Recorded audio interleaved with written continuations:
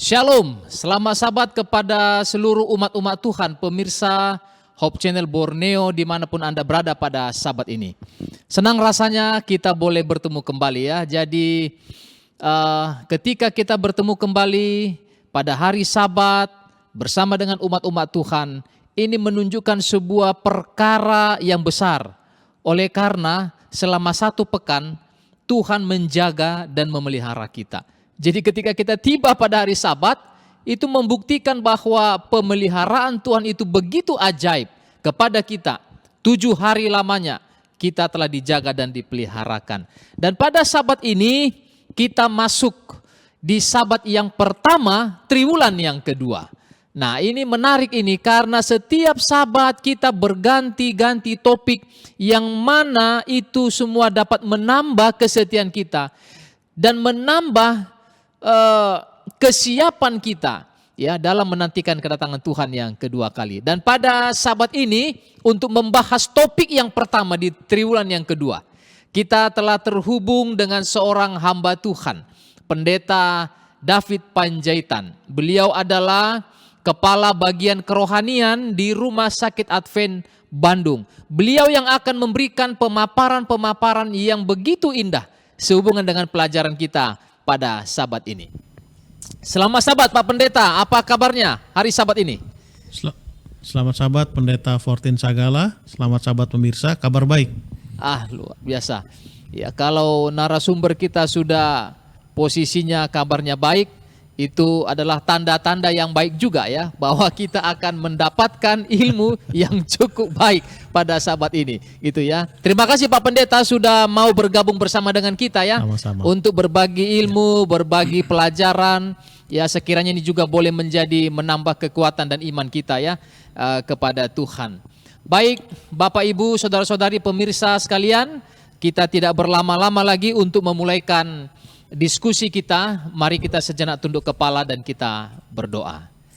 Bapa yang di sorga, pada Sabat ini kami menyerahkan hati kami ke dalam tangan pengasihan Tuhan. Biarlah kiranya kuasa Roh Kudus-Mu menjamah hati kami, bekerja dalam hati kami, ketika telinga kami mendengarkan firman Tuhan melalui pelajaran sekolah Sabat yang akan disampaikan oleh hamba Tuhan Pendeta David Panjaitan. Kami percaya Tuhan akan menolong hamba-Mu Pendeta Panjaitan untuk memaparkan pelajaran ini dan juga akan menolong kami untuk mengerti dan memaknainya terlebih lagi dalam melakukan segala firman Tuhan. Terpujilah nama-Mu Bapa, dalam nama Yesus kami berdoa. Amin. Baik, terima kasih pemirsa yang diberkati oleh Tuhan. Penciptaan. Ini adalah topik yang pertama di triwulan yang kedua. Pemirsa, ada satu hal yang menarik dari firman Tuhan yang saya mau sampaikan kepada kita. Firman Tuhan ini, khususnya pada Sabat ini, adalah tentang penciptaan. Siapa yang tidak tahu kitab Kejadian? Ya, bahkan pasal 1 ayat 1 ini adalah sesuatu yang sering kita hafalkan. Ya, jam berapa saja kita dibangun di tengah malam, kalau sebutkan Kejadian 1 ayat 1, kita langsung hafal. Karena begitu seringnya. Tetapi yang menarik dari firman Tuhan adalah, meskipun kita membaca berulang-ulang, ketika kita belajar dan belajar lagi, berulang-ulang Tuhan mengirimkan makna-makna yang baru sehubungan dengan ayat itu. Yang saya mau katakan adalah, jangan pernah bosan untuk belajar firman Tuhan. Jangan pernah bilang, aduh kitab Kejadian, sudah sering kita baca, sudah sering kita dengarkan. Jangan salah. Salah satu kekuatan firman Tuhan, lebih sering kita membaca, Tuhan akan memberikan pemahaman yang baru. Tuhan akan memberikan suasana yang baru. Ya, Tuhan akan memberikan sebuah ilmu yang baru yang sehubungan dengan firman itu. Tentunya yang tidak menyalahi aturan-aturan kita. Ya, dan itulah yang akan disampaikan oleh hamba Tuhan Pendeta Panjaitan pada Sabat ini tentang penciptaan. Ayat temanya dalam Kejadian 1 ayat 1. Pada mulanya Allah menciptakan langit dan bumi. Ada apa tentang cerita penciptaan? Ya, mengapa kita perlu mengulang-ulang cerita atau kisah tentang penciptaan ini? Nah, dalam kisah penciptaan yang kita ketahui adalah kita tidak boleh lepaskan itu dari Allah. Nah, yang menjadi pertanyaan yang perlu dijelaskan oleh hamba Tuhan Pendeta Panjaitan kepada kita pada saat ini adalah, apa hal yang perlu kita sebagai umat-umat Tuhan, ya? Apa yang perlu kita sebagai umat-umat Tuhan yang kita perlu ketahui tentang Allah dalam proses penciptaan? Kenapa? Karena ada juga orang yang mengklaim bahwa penciptaan ini ya itu di luar kendali Tuhan gitu. Nah, sebagai umat-umat yang percaya, hamba Tuhan Pendeta David mungkin boleh menjelaskan kepada kita, ya, apa hal yang perlu kita ketahui tentang Allah dalam hal penciptaan ini. Silakan Pak Pendeta.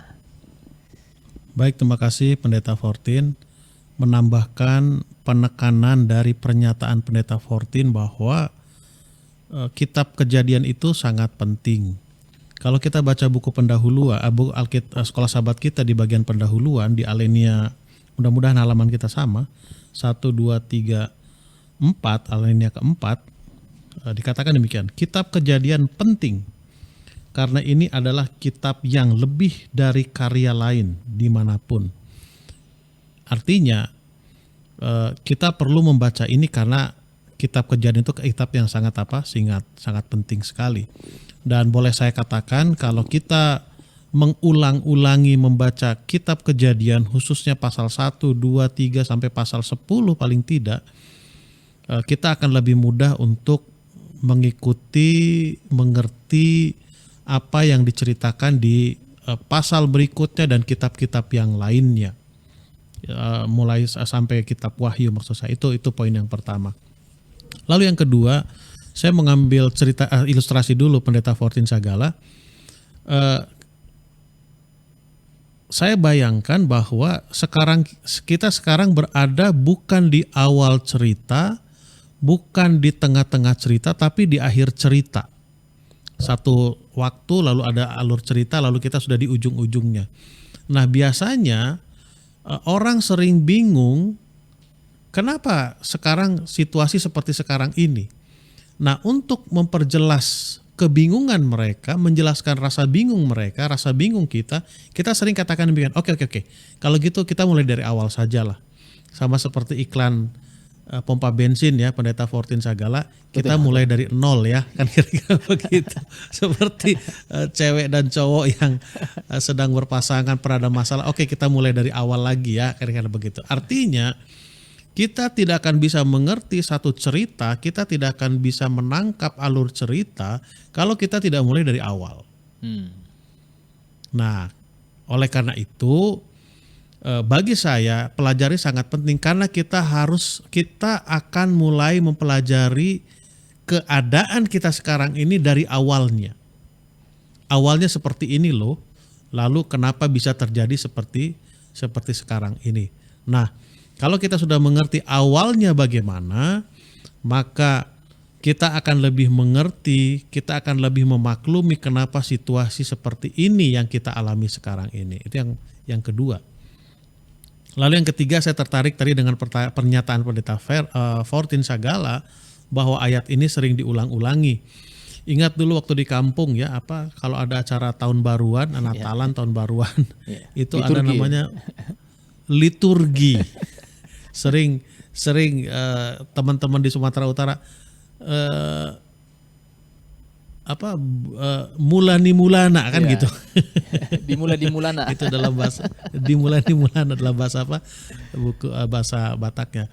Dan ini sebetulnya ayat yang sederhana, tetapi kita perlu mengerti betul tentang tentang situasi ini. Dan kalau saya ambil ilustrasi seperti gini awal ceritanya gini loh. Semua ini terjadi oleh karena dia. Nah, kan kira-kira seperti itu. Apa yang terjadi ini, yang ada sekarang itu semua terjadi oleh karena dia. Lalu dicari tahulah, ikuti perjalanan berikutnya. Itu poin-poin penting. Lalu yang berikutnya, ada namanya buku Wahyu. Itu dalam bahasa asingnya Revelation. Lalu dalam bahasa kita, bahasa Batak adalah pangukapon itu diungkapkan, dibuka, reveal itu membuka dirinya. Jadi dalam buku Kejadian, Allah mau membuka dirinya. Lalu Allah ingin membuka dirinya, menyatakan dirinya bahwa dia adalah sebagai pencipta. Kejadian 1, Kejadian 2 menceritakan bahwa Allah sebagai pencipta itu menciptakan manusia sungguh amat baik adanya, berfungsi semuanya. Lalu begitu masuk Kejadian pasal 3 atau diawali Kejadian pasal 2 ayat-ayat terakhir, lalu masuk di Kejadian pasal 3, disitulah kita bisa tahu bagaimana awal mulanya semua kesusahan ini terjadi. Jadi sederhananya adalah Allah ingin menyatakan dirinya sebagai pencipta, hasil ciptaannya itu baik dan alasan dia menciptakannya itu penuh kasih. Lalu pada saat manusia itu jatuh ke dalam dosa, dia tetap ingin menunjukkan siapa dirinya. Dia tetap Allah yang kasih dan dia juga Allah yang Allah yang pencipta. Itu yang ya untuk pelajaran hari Minggu. Poin pertama. Poin kedua adalah Allah ingin menyatakan bahwa dirinya itu adalah Allah yang begitu dekat dengan dengan ciptaannya. Ya, di satu sisi Allah itu satu oknum yang sangat luar biasa, sangat dahsyat. Di satu sisi dia adalah Allah yang sangat dekat, akrab dengan dengan hasil ciptaannya. Kira-kira itu Pendeta Fortin yang boleh saya sampaikan untuk menanggapi pertanyaan pertama tadi. Baik, terima kasih Pak Pendeta. Ya, pemirsa dimanapun Anda berada pada sahabat ini, semoga ini sudah bisa sedikit membuka pemahaman kita ya, karena ya semua kita harus mulai dari awal lagi. Kita harus mulai dari awal lagi. Ya, dan memang kita perlu mengetahui gitu ya, karena kita ini sudah munculnya di tengah-tengah, memang perlu ini mengetahui bagaimana sih awal mulanya itu seperti apa. Itu memang penting itu ya kita ketahui kan, karena ini akan mempengaruhi pilihan kita, sikap kita untuk seterusnya kan dalam perjalanan kehidupan kita. Terima kasih Pak Pendeta. Nah, masih berbicara tentang penciptaan, ya, sebagaimana yang kita ketahui di dalam kitab Kejadian bahwa Allah ya menciptakan langit dan bumi ya, dalam satu kurun masa waktu yang dia tetapkan, dia melakukan itu. Nah, yang menjadi pertanyaan yang mungkin perlu kita ketahui bersama-sama dengan seluruh umat-umat Tuhan adalah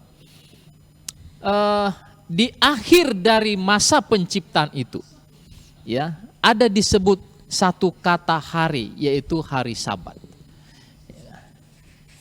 Nah, yang menjadi pertanyaan, apa hubungan antara penciptaan dengan hari Sabat? Kenapa penciptaan ini selalu dikaitkan ya dengan hari Sabat? Kenapa enggak dikaitkan dengan hari pertama kah, atau hari kedua kah, ketiga? Kenapa ketika kita berbicara tentang penciptaan, hari Sabat ini nggak pernah ketinggalan ini? Ya, dia selalu ngikut dia gitu. Ya, ada apa? Ada apa hubungannya antara penciptaan dengan hari Sabat? Silakan Pak Pendeta. Terima kasih Pendeta Fortin. Sebelum saya menanggapi itu, saya mau meluruskan dulu situasi situasi yang sering terjadi di umat ya. Kita sering dibingungkan antara lamanya penciptaan dengan umur bumi. Sering dibingungkan. Saya mau tegas katakan, Alkitab mengatakan bahwa lamanya penciptaan itu adalah memang 6 hari 24 jam. Nah, ekspresi orang Ibrani menyatakan 24 jam itu adalah yom, atau sering diartikan petang, jadilah petang, jadilah pagi. Jadi petang itu hitungannya sampai pagi, pagi hitungannya sampai sampai petang, itu siklusnya. Sama seperti kita orang Indonesia lah ya pada umumnya, kalau kita katakan 24 jam itu satu hari satu malam, seharian, sehari semalam. Kan itu ekspresi kita menyatakan bahwa waktu itu adalah 24 jam. Nah, jadi ekspresi yom itu memang menunjukkan bahwa 24 jam. Jadi lamanya bumi diciptakan itu memang 6 hari 24 jam satu hari. Nah, kalau umur bumi, kan banyak ilmu pengetahuan mengatakan sudah ribuan tahun umur bumi. Saya pikir itu tidak masalah. Jadi tolong bedakan mana pengertian umur bumi, lalu yang kedua mana pengertian sudah berapa lama bumi ini diciptakan. Bisa dapat poin saya Pendeta Fortin ya. Oke. Lalu kita masuk kepada hari Sabat. Sabat sebelum jatuh ke dalam dosa, ya memang di buku Kejadian pasal 2 itu dikatakan ketika Allah pada hari ke-7 telah menyelesaikan pekerjaan, kan hari ke-7 seven day, ya hari yang ke-7. Nah di dalam terjemahan lain hari ke-7 itu dalam bahasa ininya adalah Sabaah kan gitu. Seven. Sabaah yang artinya adalah istirahat, rest. Jadi setelah Allah menciptakan bumi ini selama 6 hari, lalu hari ke-7 dia itu istirahat. Nah di sini yang sering jadi masalah. Istirahat yang bagaimanakah yang Tuhan lakukan?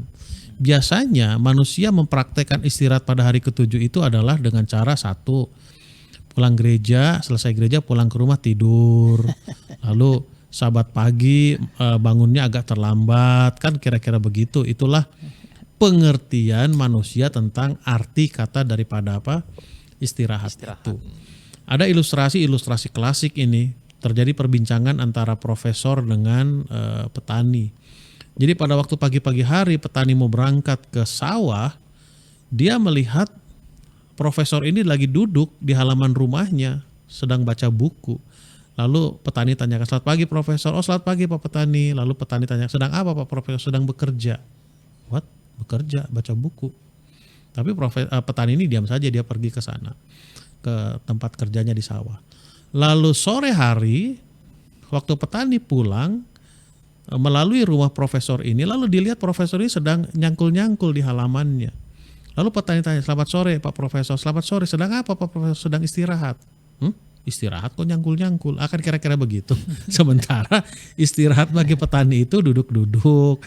Lalu kerjanya adalah nyangkul-nyangkul. Sementara profesor itu kerjanya duduk-duduk baca buku, istirahatnya nyangkul-nyangkul. Artinya kita perlu luruskan apa sebenarnya pengertian istirahat menurut Kejadian pasal 2. Bisa dapat poin saya Pendeta Fortin ya? Iya. Oke. Ini sekedar analogi saja untuk memudahkan kita mengerti arti daripada istirahat. Oke.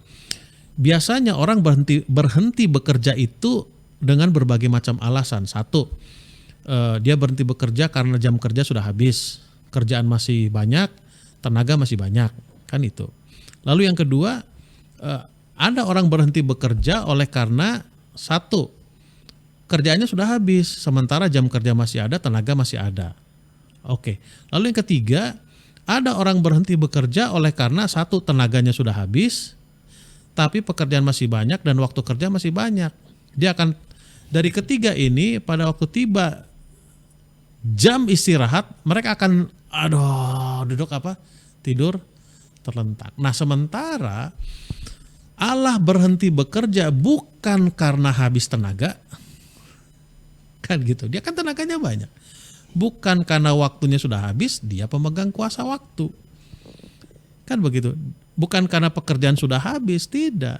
Tapi itulah kebutuhan yang dibutuhkan oleh bumi ini. Nah, pada waktu Allah menciptakan ciptaannya itu lalu dilihat kualitasnya baik, saya stop dulu di sana. Contoh, Pendeta Fortin. Ini contoh saja, maaf. Iya. Seandainya Pendeta Fortin sedang di rumah, rileks bertukang-tukang, mau bikin kayu, bikin kursi, bikin bangku, lalu hasilnya baik, setelah pekerjaan itu selesai dan dilihat hasilnya baik, Pendeta Fortin akan terduduk lemas atau gembira, muncul tenaga yang baru. Yang mana biasanya yang terjadi? Gembira. Biasanya ya? dia akan gembira kan. Yes, betul. yes, udah selesai kerjaan. Nah, bukti kegembiraannya dia akan ceritakan kepada orang lain. Bagus nih hasil kerjaku, walaupun kata orang lain pamer itu sense negatif, tapi sense positifnya adalah berbagi. Nah, mengapa ada itu hari Sabat di akhir penciptaan? Menunjukkan bahwa hasil daripada pekerjaan Tuhan itu sungguh amat baik. Lalu itu diselebrationkan, dirayakan pada hari yang ke-7 itu. Itu dari segi Sabat pada waktu penciptaan. Nah sekarang hubungannya Sabat setelah manusia jatuh dalam kedosa apa? Kan kira-kira seperti itu. Nah saya sering terjemahkan ini atau ilustrasikan ini seperti, saya pikir saya pernah ungkapkan juga, tidak apa-apa saya ulangi saja. Seperti pasangan pria dan wanita yang sedang jatuh cinta. Ya Pendeta Fortin alami, kita alami, saya alami, semua orang alami. Pada waktu kita menyatakan perasaan kita kepada wanita yang kita idamkan, yang kita sayangi, pasti akan oke bang kalau gitu malam minggu ke rumah dong. Kan kira-kira seperti itu. Yeah. Jadi malam minggu itu adalah sebagai ekspresi bahwa ada hubungan antara saya dengan dia. Kan kira-kira seperti itu. Tapi dengan berjalannya waktu ada saja permasalahan lalu terputus hubungan. Lalu dilihat gak malam mingguan mereka, berarti hubungan mereka udah gak bagus nih. Nah setelah diperbaiki hubungan, terjalin lagi hubungan, lalu datang malam mingguan lagi. Orang akan katakan, oh hubungan mereka sudah diperbaiki. Buktinya apa? Mereka malam mingguan lagi. Nah apa hubungannya Sabat pada setelah manusia jatuh dalam kedosa? Dosa itulah yang membuat putus hubungan dengan Allah. Jadi pada waktu hubungan kita dengan Allah, kita pencipta kita diperbaiki, bukti bahwa hubungan itu sudah diperbaiki, kita berhari Sabat kembali. Kita mengadakan celebration kembali. Saya pikir itu Pendeta Fortin boleh saya sampaikan. Oke, baik. Terima kasih Pak Pendeta. Ya, saya pikir ini sebuah penjelasan yang cukup luar biasa ya, walaupun dijelaskan dengan cara yang sederhana gitu ya, dengan contoh-contoh yang sederhana, tapi cukup membuka pemikiran kita sehubungan dengan penciptaan ya dan juga hari Sabat gitu ya. Baik, terima kasih Pak Pendeta. Nah, masih berbicara tentang penciptaan, ya kan? Jadi ternyata di hari ke-6 ya, hari ke-6 Tuhan tidak hanya menciptakan hewan-hewan melata gitu ya, tapi dia juga menciptakan manusia. Ya, kalau Alkitab menjelaskan kepada kita ya, bahwa selain manusia ada juga hewan yang diciptakan pada hari yang ke-6. Tetapi yang menjadi pertanyaan pada saat ini adalah ya, yang mungkin juga mewakili banyak umat-umat Tuhan yang menyaksikan siaran ini. Ketika firman Allah menuliskan ya sebuah pengkalimatan, Allah menciptakan manusia menurut gambar dan rupa Allah. Karena memang ada petikan dalam kitab Kejadian itu dikatakan marilah kita. Ya, marilah kita menciptakan manusia menurut gambar dan rupa kita. Nah, yang menjadi menarik dan menjadi sebuah pertanyaan bagi kita adalah apa yang dimaksud ketika Allah mengatakan bahwa manusia itu diciptakan menurut gambar dan rupa kita. Dan kenapa hanya kita? Karena kan bukan hanya manusia yang diciptakan pada saat itu, tapi khusus untuk manusia, ya Alkitab mencatat bahwa manusia itu diciptakan menurut gambar dan rupa Allah. Nah, kira-kira bagaimana kita boleh menjelaskan ini, Pak Pendeta? Silakan, Pak Pendeta. Baik, terima kasih Pendeta Fortin dan pemirsa. Kita kembali perlu ingat bahwa Allah itu selalu ingin menyatakan dirinya. Kan kayak revelation, pangukapon dalam bahasa kita, bahasa Batak, ingin menyatakan dirinya. Lalu yang kedua, Allah memang tahu bahwa sekali waktu manusia itu akan jatuh ke dalam dosa. Dia tahu betul, dan risiko apa yang terjadi dia tahu betul. Dan itulah kasih Allah yang sulit diselami oleh manusia. Dan susah kita menjelaskannya itu, kita terima saja situasi yang terjadi itu. Nah, seandainya manusia tidak diciptakan sesuai dengan rupanya, maka manusia tidak akan pernah mengenal Allah itu yang bagaimana. Ingat pada waktu Yesus berada di dunia ini, memang tidak ada yang bisa melihat, belum pernah melihat Bapa. Kalau kamu melihat aku, berarti kamu sudah melihat siapa? Melihat Bapa.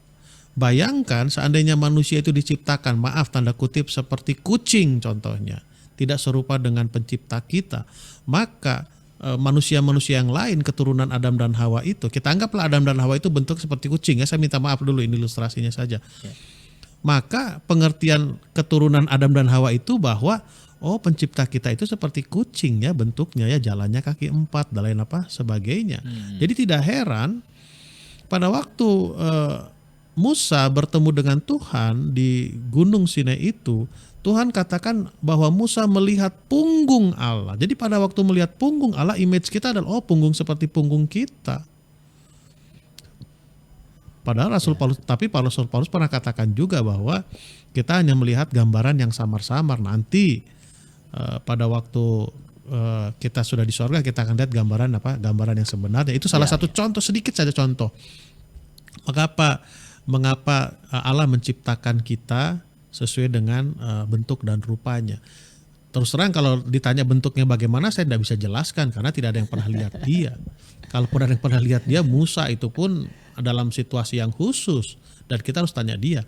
Tapi keyakinan saya adalah bahwa pencipta kita itu tidak jauh berbeda seperti kita. Artinya matanya ada 2, hidung ada satu hidung, lubang 2, telinga. Saya punya keyakinan seperti itu.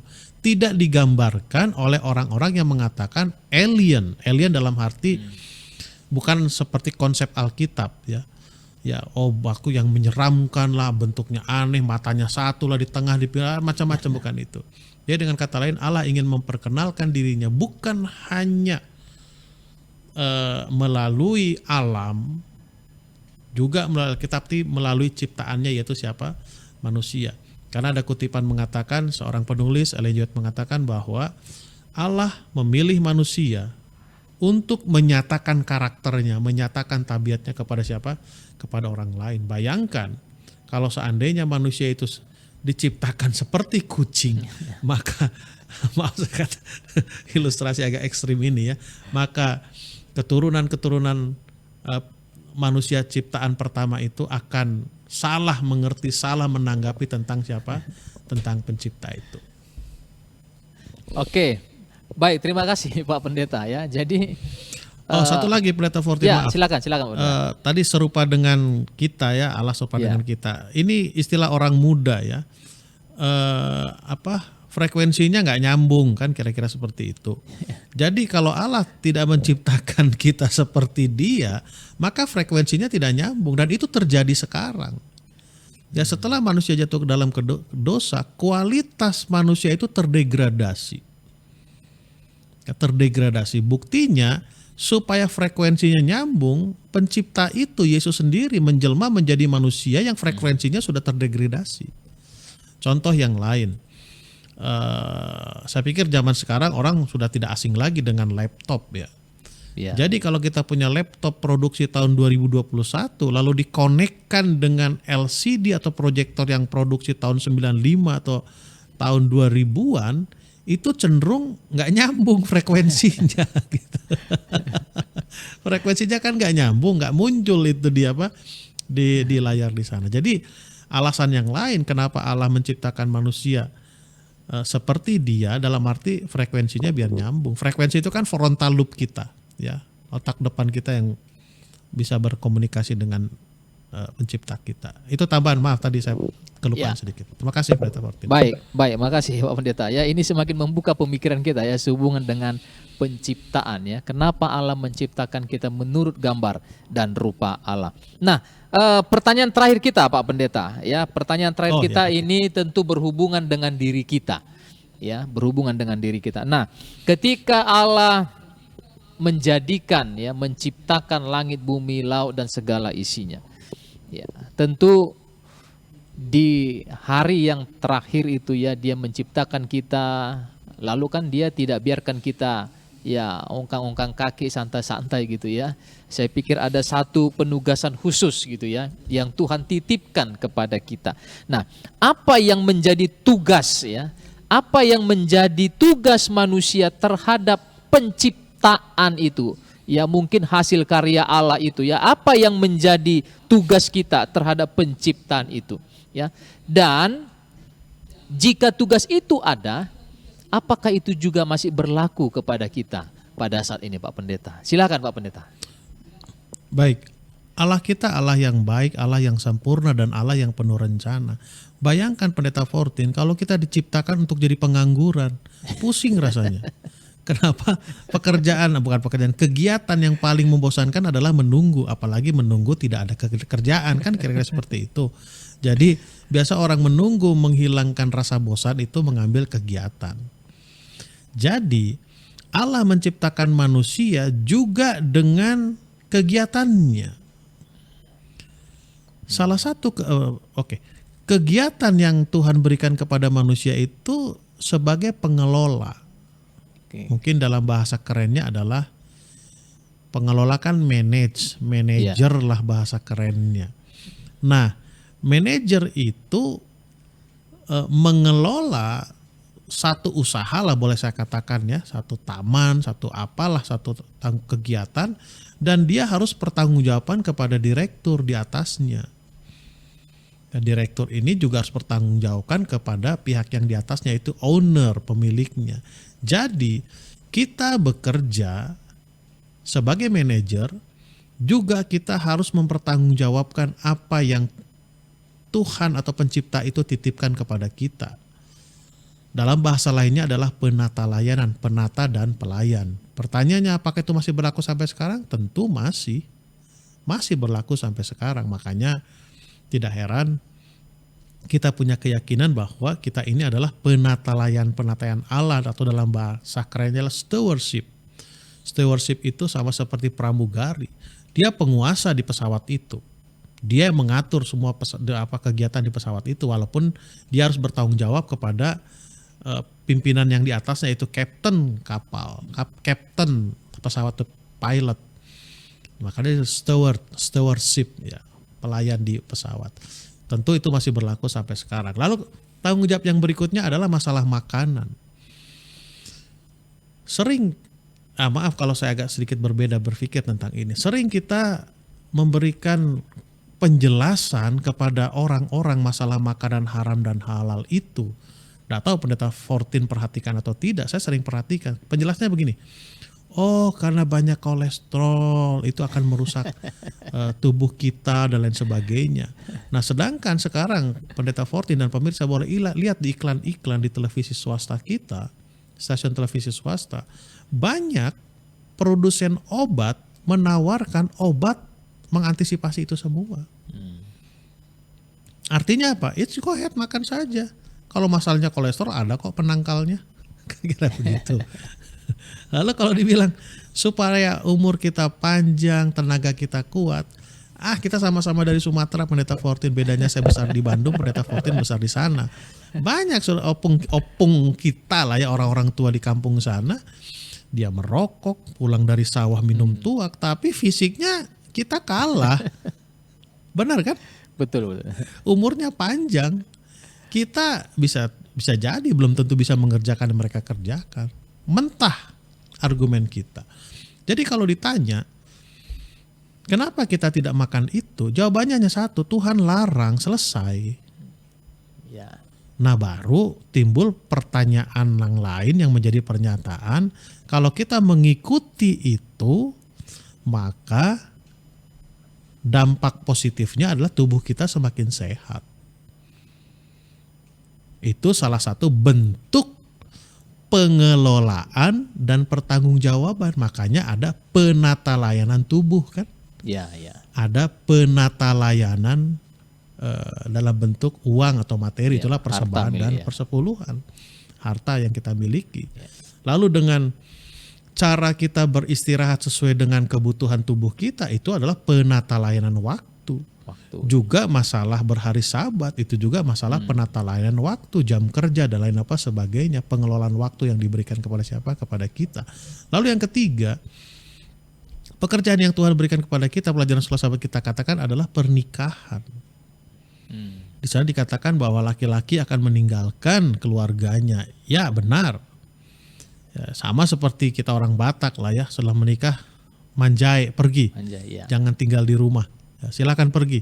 Dibekali, dulu saya ingat istilah dulu adalah dibekali, ada tataringnya di tempat masak ya. Istilah kita rice cooker lah sekarang modernnya. Ada sendok garpu setengah lusin, piring setengah lusin, gelas setengah lusin, ada beras, ada garam, ada ikan asin, udah berangkat, udah bisa berdiri sendiri. Ya, kita harus meninggalkan orang tua kita, keluarga kita. Tapi pesan saya, jangan pernah lupakan mereka. Karena hukum kelima mengatakan hormati Ya. orang tuamu. Nah, yang sering menjadi masalah adalah pada waktu kita meninggalkan orang tua kita, kesannya kita itu melupakan mereka. Jangan putus tali silaturahmi istilahnya. Nah, mungkin yang terakhir Pendeta Fortin, saya ingat dulu waktu masih melayani sebagai direktur pemuda, baik itu di UNI ataupun di daerah Sumatera Utara, kalau saya bikin seminar di PA Senior, sering itu urutan pertama adalah satu iman. Sekarang saya tambahkan di atas, yaitu lain jenis. Karena itu isunya sekarang lagi rame nih kan ya. Karena apa? Memang Alkitab katakan adalah lawan jenis. Ya, pasanganmu adalah apa? Yang berbeda jenis. Lalu seiman dan urutan ke bawah sesuai dengan kebutuhan kita. Itu Pendeta Fortin yang boleh saya sampaikan. Baik, terima kasih Pak Pendeta ya. Jadi saya pikir dari 4 pertanyaan yang kita sudah sampaikan, semua dijawab dengan baik. Dan ini menambah tentunya perbendaharaan pengetahuan kita ya, sehubungan dengan pelajaran kita. Nah Pak Pendeta, oleh karena waktu kita yang yang tidak terlalu banyak ya, sebagai penata layan waktu juga gitu ya. Kita menggunakan waktu sebaik-baiknya gitu. Nah, mungkin dalam 1-2 kalimat Pak Pendeta boleh menyampaikan kira-kira apa yang menjadi kesimpulan ya dari pelajaran kita untuk 1 pekan yang kita sudah pelajari ini. Silakan Pak Pendeta. Pertama yang mau saya sampaikan, kita diciptakan oleh oknum yang luar biasa. Amin. Dia menciptakan, dia memelihara, dan dia menebus kita. Itu yang pertama. Lalu yang kedua, kita perlu ingat bahwa kita diciptakan dengan satu tujuan. Bayangkan kalau kita diciptakan tanpa ada tujuan, itu artinya useless, tidak ada gunanya. Kita diciptakan itu dengan satu tujuan. Tujuannya adalah kita mempraktekkan, mendemonstrasikan karakter Allah itu. Apa karakter Allah? Kasih. Kasih yang bagaimana? Kasih agape, kasih yang tidak dibatasi oleh waktu, oleh situasi dan lain apa sebagainya, atau kasih yang berlandaskan prinsip. Baik, puji Tuhan. Pemirsa Hope Channel Borneo dimanapun Anda berada pada saat ini, kita bersyukur untuk pemaparan firman Tuhan melalui pelajaran sekolah sahabat kita. Namun, kita perlu menyempurnakan ini di dalam doa. Ya, untuk itu kita undang Pak Pendeta David Panjaitan untuk memimpin kita dalam doa tutup untuk diskusi sekolah sahabat kita. Silakan Pak Pendeta. Baik, kita tunduk kepala dan berdoa. Terima kasih Tuhan karena kesempatan yang sudah kami terima, kami nikmati untuk kembali mempelajari firman-Mu Tuhan. Kami diingatkan kembali bahwa keberadaan kami di dunia ini bukan sebuah kebetulan tapi sebuah kebenaran. Kami diciptakan oleh satu oknum yang luar biasa, bukan hanya menciptakan tapi memelihara dan menebus kami. Dan kami juga bersyukur oleh karena keberadaan kami di dunia ini dengan satu maksud, bahwa kami akan mendemonstrasikan karakter-Mu kepada orang-orang yang ada di sekitar kami ya Tuhan. Terima kasih atas kesempatan untuk belajar. Terima kasih Tuhan karena berkat-Mu yang selalu menjadi bagian kami. Ya. Di akhir doa ini kami percaya Tuhan akan selalu mendengar doa kami, menjawab, bahkan mengabulkan sesuai dengan rencana-Mu ya Tuhan. Ya. Di dalam nama Tuhan Yesus kami berdoa dan mengucap syukur. Amin. Amin. Terima kasih Pak Pendeta untuk waktu, untuk firman Tuhan yang sudah dibagikan. Tuhan memberkati Pak Pendeta dan juga bersama keluarga. Baik, Terima kasih. pemirsa Hope Channel Borneo dimanapun Anda berada pada sahabat ini, demikianlah pelajaran sekolah sahabat kita untuk sahabat ini. Kami berharap kita terus tetap semangat untuk belajar. Dan semoga kita bertemu lagi di sahabat berikutnya untuk belajar dari topik yang lain sehubungan dengan pelajaran sekolah sahabat kita. Selamat sahabat dan Tuhan memberkati.